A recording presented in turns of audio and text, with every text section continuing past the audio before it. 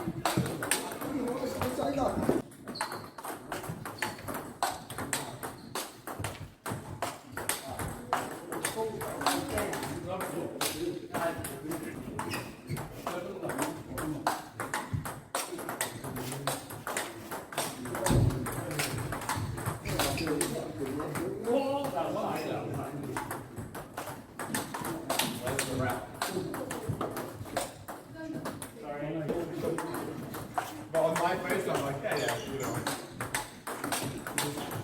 move around the office.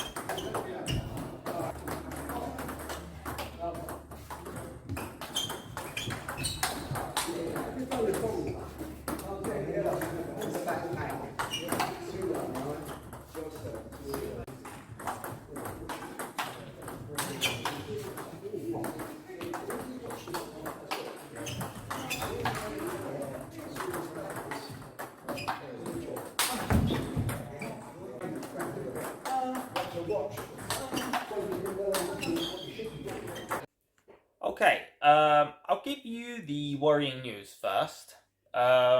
So, I've been playing mid to far distance recently. I've been loving it though. But mostly mid distance, but like 4, 5, 6 feet, right? So it's a bit further back. And because of that, people can get you with wide angles. You have to run around a lot. And I have noticed my knee is not too happy, which is worrying because I've been enjoying it. Hopefully it goes away and it doesn't come back, but at the moment, I am just going to stick to mid-distance, 2 to 4 feet, try not to go further back than that. I did try it in this when I was doing the chopping just to see. It's not even really chopping, right? But let's see what happens, right? I have a plan, though, if ever I cannot play that far back.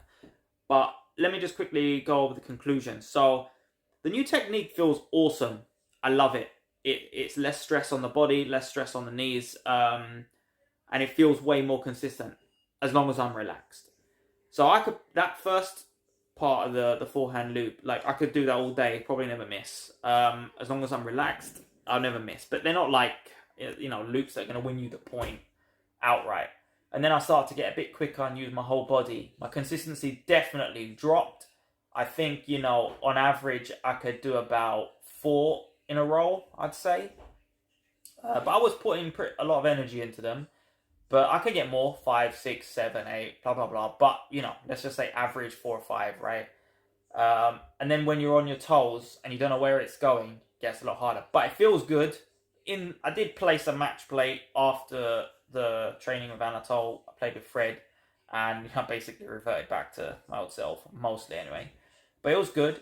The backhand chopping was very interesting because Anatole's loops are good, right? You know, maybe the video doesn't show it, but he has a lot of pace on his shots. There is a lot of pace, and there is a lot of spin. So it's a hard loop to get back. And what I found is the most consistent way for me to keep it fairly low or low over the net and get a good amount of reversal was to give a sharp chop block. Just slam it with a wrist a bit and keep the bat angle fairly straight. It took me a while to figure that out and actually get used to it, but it's possible. So that distance of play could be possible. Yeah, could be. I did also play later on some match with Fred Davis, and I tried to play close to the table. And while it is effective, don't get me wrong, I just don't enjoy playing like that at the table. I would prefer to actually use my backhand and loop or spin the ball up, stuff like that. But anyway, I reverted back to playing the mid-distance. So we'll see how that goes. But the training session was awesome. Big thanks to Anatole.